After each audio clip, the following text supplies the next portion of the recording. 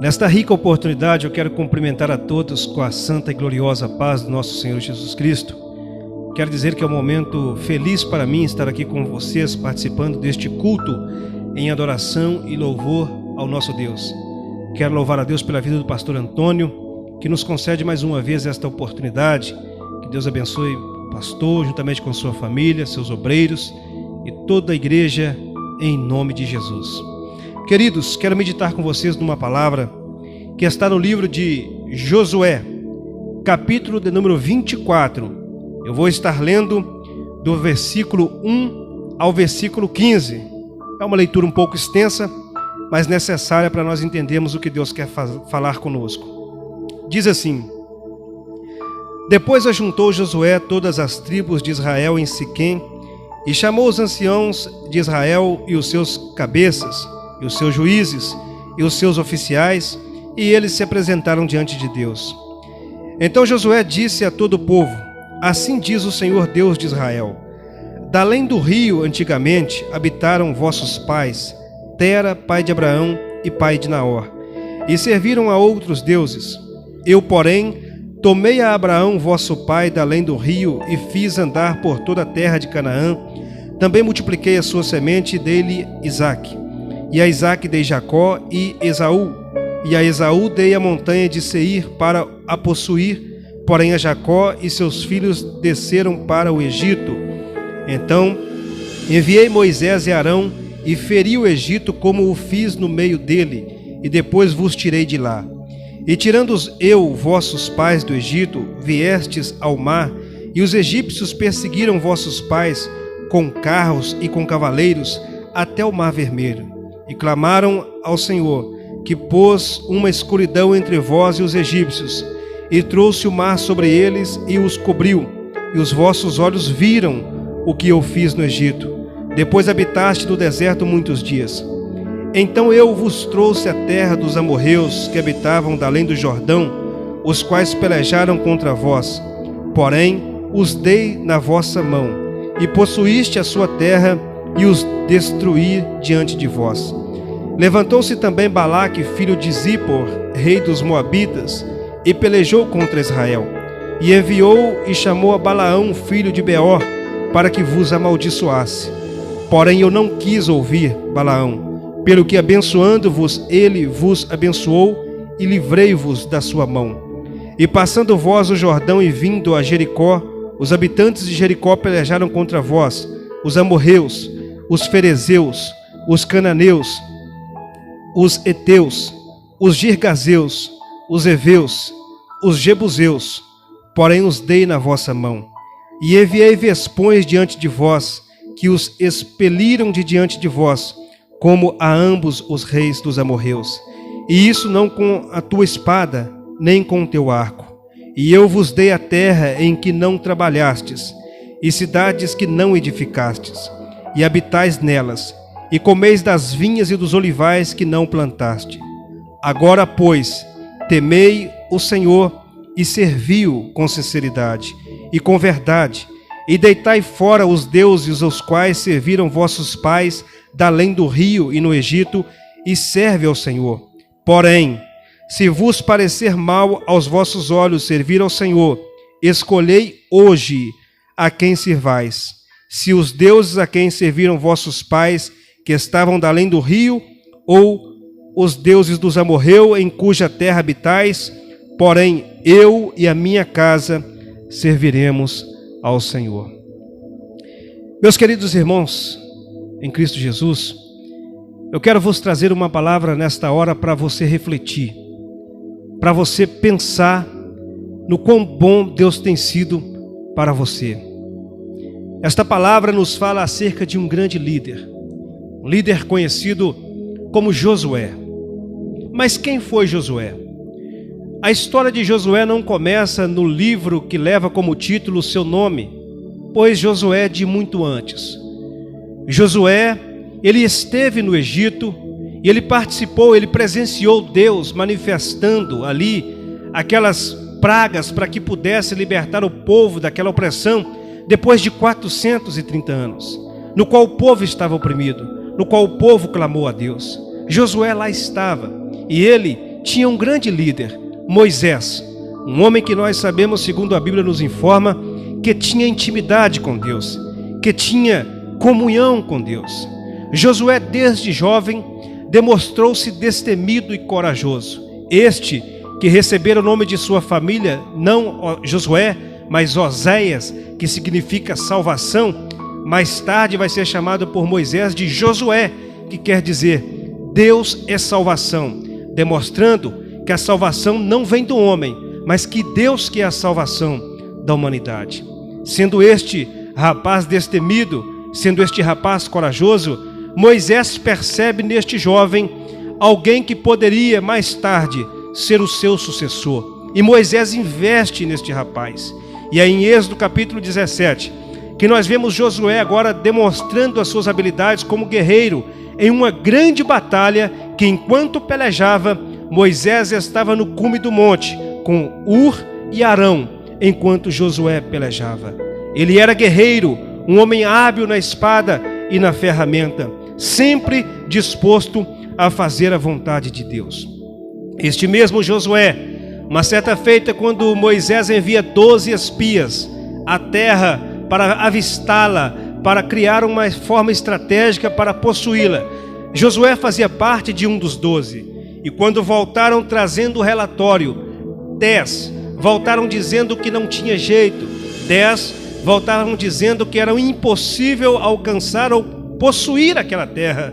Somente Josué e Calebe trazem uma mensagem de bom ânimo para o povo, dizendo: subamos e possuamos, porque o Senhor nos dará essa terra. Ou seja, Josué estava confiante naquele que prometeu, que aquele que fez a promessa é fiel para cumpri-la.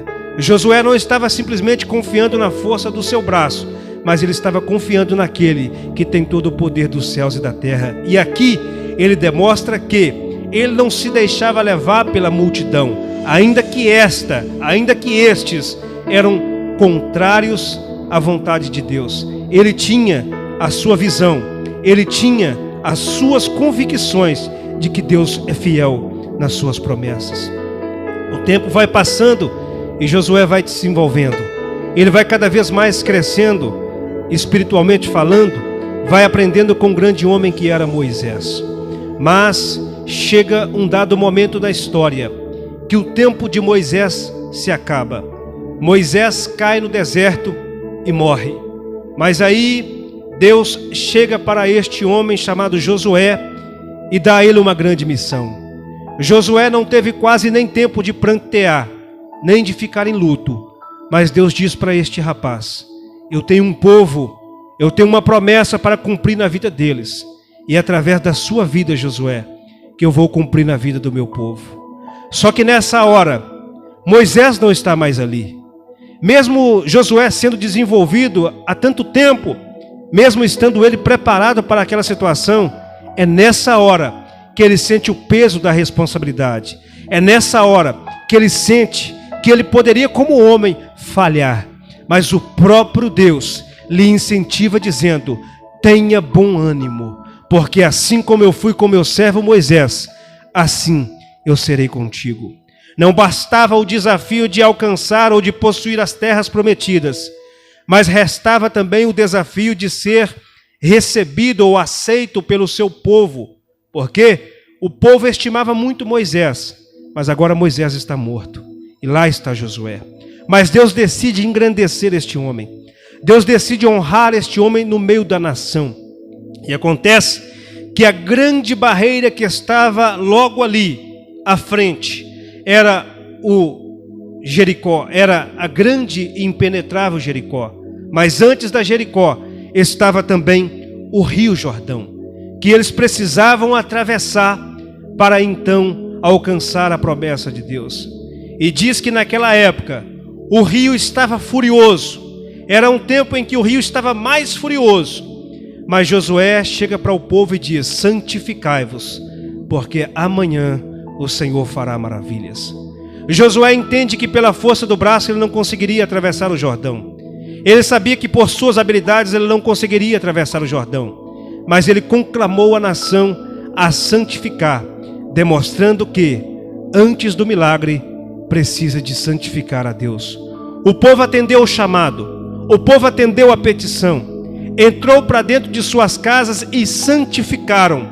E no dia seguinte, quando os levitas colocaram sobre os seus ombros a arca da aliança que simbolizava a presença de Deus, quando colocaram a planta dos pés no rio Jordão, mesmo o rio furioso, ele teve que se abrir, e houve-se uma parede de um lado e de outro, no qual a nação de Israel passou com os seus pés enxuto. E aí, nesta hora que o povo olha para aquele grande líder, entende que aquele não era um homem do acaso, que não era um homem que fora colocado ali por questões de amizade, mas fora o próprio Deus que confirmou o chamado daquele homem. E o povo começou a respeitá-lo e ver que de fato era também um homem de Deus. Porém, as batalhas não terminam.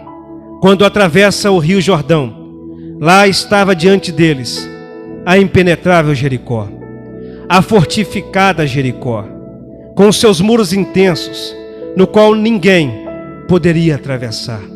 Penso eu que nessa hora, Josué pode se sentir um menino, pode se sentir vulnerável e exposto diante de tamanha batalha. Mas é de repente que aparece um ser com a sua espada desembainhada. Josué tira a sua espada da sua cintura, aproxima e faz uma pergunta: és tu um dos nossos ou é dos nossos inimigos? E aquele ser disse: nenhum e nem outro, mas eu sou o príncipe dos exércitos de Deus e eu acabo de chegar.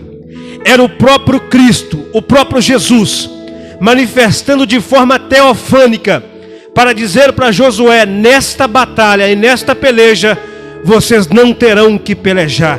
E de repente, assim como Deus disse para Moisés em meio àquela sarça ardente, aquele ser disse para Josué: tire as alparcas dos teus pés, porque o lugar que você pisa é santo. Josué, sendo general de guerra, ele se prostra diante daquele general, porque Josué entende: quem manda aqui é o Senhor, eu sou submisso à sua vontade. E ele se submete à autoridade daquele que é maior do que ele.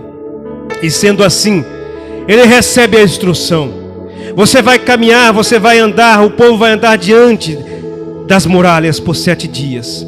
E no 7º dia, estas muralhas virão à terra, elas cairão. E no 7º dia, quando eles dão volta em torno da muralha, e eles gritam, todas as muralhas de Jericó, consideradas inabaláveis, elas caem por terra.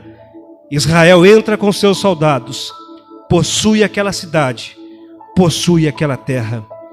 E as batalhas não param mais. Desde ali em diante, as vitórias foram acontecendo dias após dias, até que Josué conquistou, segundo a força que Deus lhe deu, as terras que Deus prometera. E chega o momento da divisão das terras. Eu imagino que momento glorioso foi esse, queridos irmãos, quando cada tribo recebe agora a sua herança, quando cada tribo recebe o seu pagamento, porque lutaram eles com tanta dificuldade, choraram no meio do caminho, acredito, diante das aflições, diante das frustrações, mas agora chegou o momento de viver o sonho. Eles alcançaram o que Deus prometeu. Cada um pegou a sua terra e estava feliz. Mas os anos se passaram. Os anos passaram rapidamente. Josué não é agora um homem de meia idade, mas é um homem já na sua velhice. Ele sabe que não lhe resta muitos dias e que o maior legado que ele poderia deixar não é apenas a conquista das terras, mas era um povo temente a Deus. Ele conclama a nação, ele convida a nação, ele chama os capitões, os líderes, os juízes, todo o povo para uma conversa especial.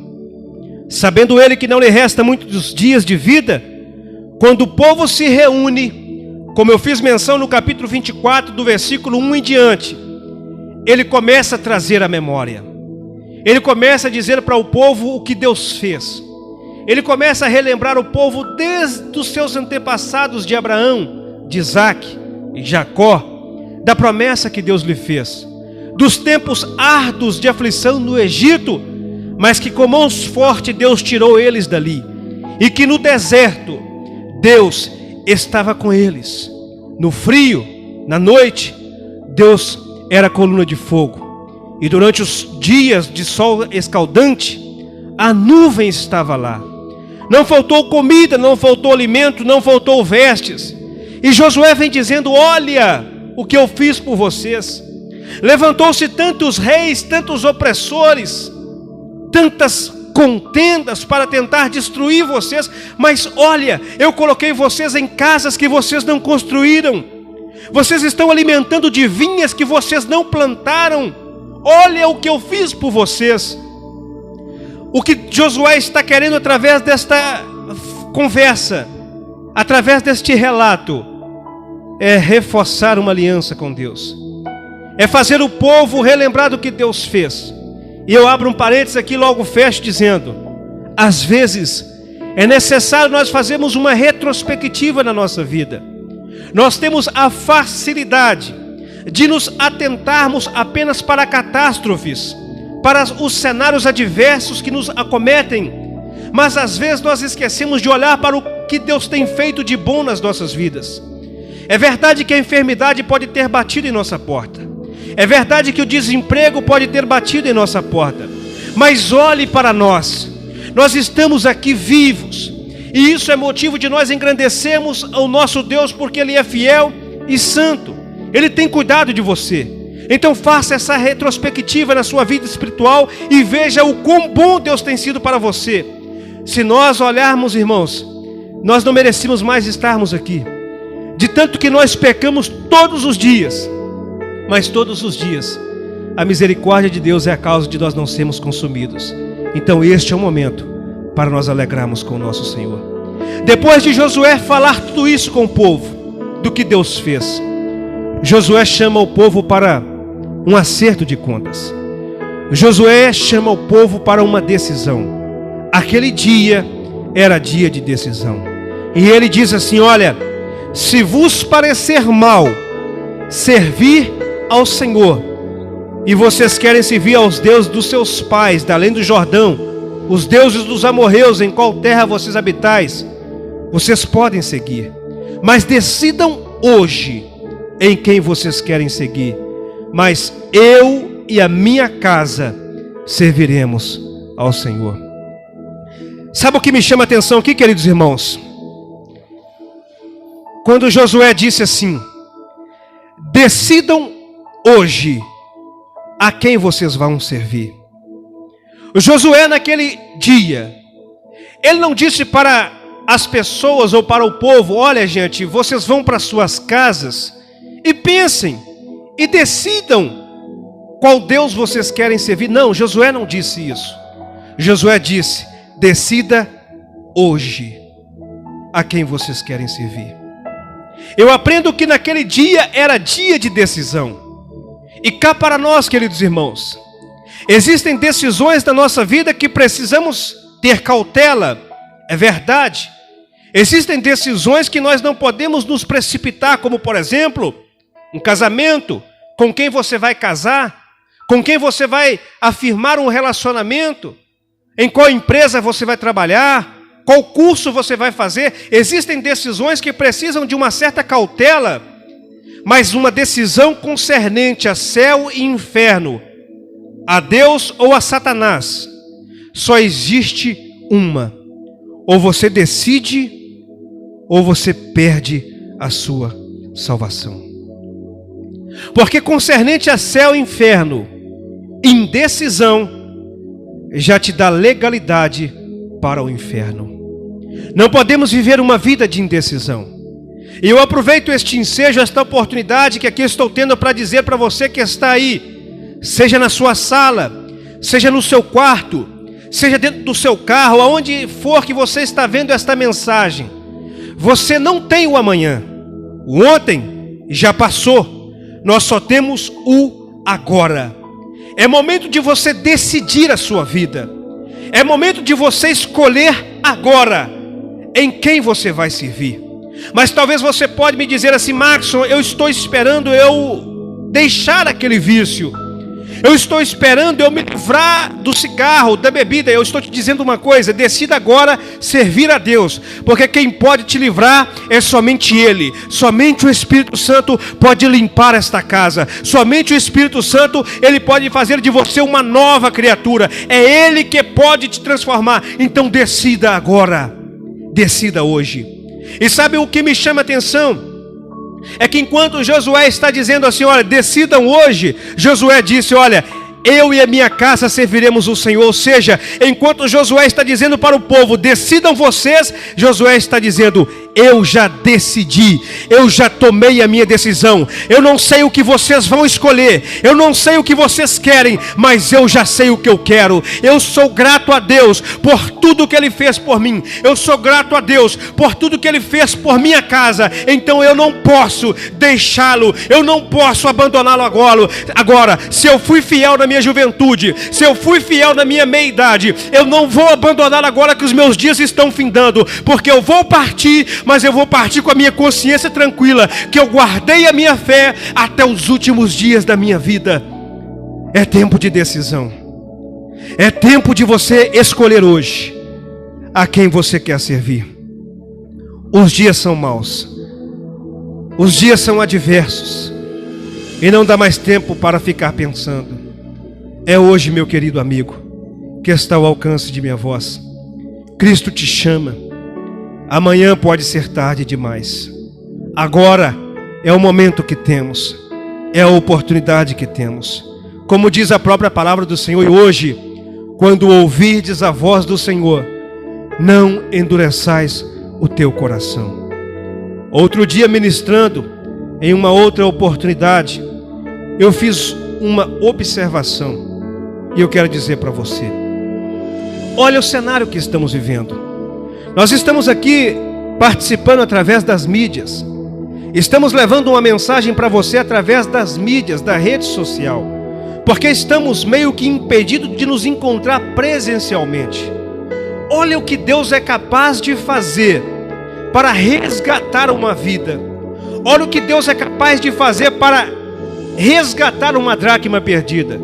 Porque cá para nós, quando nós estarmos nos nossos cultos presenciais, você que está ao alcance de minha voz, você que ainda não decidiu aceitar a Cristo, você recebeu muitos convites para ir até o templo. Muitas pessoas disseram para você, vamos lá na igreja, vamos cultuar conosco. E você não foi. Mas aí o que Deus faz? Deus constrange a igreja e nos manda para os cultos ao ar livre. Nós fomos para as ruas, pegamos as nossas caixas, colocamos nas costas e fomos até as suas cercanias, até mesmo perto de sua casa. Quem sabe já teve um culto perto da sua casa e você não estava lá. Aí o que Deus faz? Deus, na sua infinita misericórdia, Deus com seu amor tão grande, que não quer perder um sequer, diante do cenário que estamos vivendo, Ele usa a tecnologia para colocar a igreja dentro da tua casa. A igreja está dentro da tua sala. Olha quão amoroso esse Deus é. Ele faz o impossível para alcançar você. Ele faz de tudo para que a sua alma não pereça no inferno. Porém, mesmo Deus te amando de tamanha maneira, embora isso seja muito lindo, isso um dia pode servir para você como algo que pode te condenar. Por quê? Porque se alguém naquele dia dizer, Deus, no dia do julgamento, no dia do juízo final, e dizer, Deus, eu não sabia, eu não ouvi, Deus vai dizer, sabia. Porque você não foi na minha casa, você não deu ouvido quando a minha igreja estava próximo à sua casa pregando a minha palavra, e eu entrei dentro de sua casa através das mídias, você não deu ouvido, você sabia. E ninguém estará isento diante disso, se não tiver dado ouvido à voz do Senhor. Porque a realidade é que haverá um tempo em que não dará mais tempo. É por isso que Josué disse para o povo, decidam hoje, decidam agora, não é amanhã. Talvez alguém dissesse: Josué, peraí, eu vou voltar em casa, eu vou pensar, vou repensar. Não, é agora. É momento de decisão. E assim eu trago essa palavra para você dizendo: olha, o amanhã é ilusório. O ontem não existe mais. Você só tem o agora. E este exato momento. Eu não sei o que pode acontecer daqui a 10 minutos. Eu não estou tentando lhe causar medo. Eu só estou dizendo que o daqui a pouco pode ser tarde demais. Decida hoje entregar a sua vida para Cristo. Marcos, mas eu vou parar primeiro com os vícios. Não, decida hoje servir a Cristo. Marcos, mas eu vou me preparar. Não, decida hoje servir a Cristo, porque é Ele que vai trabalhar na sua vida. É Ele quem vai mudar você. Vai servir a Deus juntamente com a sua esposa. Ô mulher, ajude o teu marido, ajude os teus filhos. Deus está chamando todos vocês. Eu quero orar pela sua vida, depois desta palavra, dizendo que é dia de decisão. E nesta oração você pode ser renovado. Nesta oração você pode ser restaurado. Você pode sentir a presença do Espírito Santo. Porque o mesmo Espírito que está aqui me tocando, Ele toca em você. Ele está aí com você. Ele está dentro de você. Então ore comigo neste momento. E se as lágrimas vierem aos olhos, não segurem. Se der vontade de falar em mistério, exalte, adore, dê liberdade ao Espírito Santo. Em nome de Jesus. Eu oro com você nesta noite. Pai querido, Pai amado, eu apresento ao Senhor esta família. Eu apresento ao Senhor cada um que está ao alcance de minha voz, sendo levado pelas ondas sonoras deste aparelho, Pai. E eu peço, entra neste coração agora, Senhor. Restaura este coração, ó Pai, agora. Restaura esta vida espiritual. Vai aonde, ó Deus, o médico não pode ir, aonde o psicólogo não pode ir. Vai lá no íntimo e no profundo, ó Deus. Aonde está as angústias, os medos e os complexos. E sara, Deus, sara esta vida, esta pessoa que está distanciada dos teus caminhos, Espírito Santo, em nome de Jesus, toque neste coração agora e incentiva e faz com que esta pessoa volte para casa, para um compromisso, para um renovo de aliança. Ó Pai, a este que há muito tempo não chora na Tua presença, que possa sentir agora as lágrimas aquecendo o seu rosto, que possa sentir agora as lágrimas descendo pelos seus olhos, como sinal de restauração, como sinal de um novo avivamento, Pai amado, em nome de Jesus. Este que há muito tempo não fala em mistério com o Senhor, ó Deus, enche do Teu Santo Espírito e faz de novo, Pai, faz de novo nessa vida, Pai. Toca no coração de cada um, Pai. Toca no coração da Tua igreja. Renova as nossas forças. Nos ajude, ó Pai. Fique conosco, não só hoje, mas para sempre, em nome de Jesus. Deus abençoe cada um, em nome de Jesus.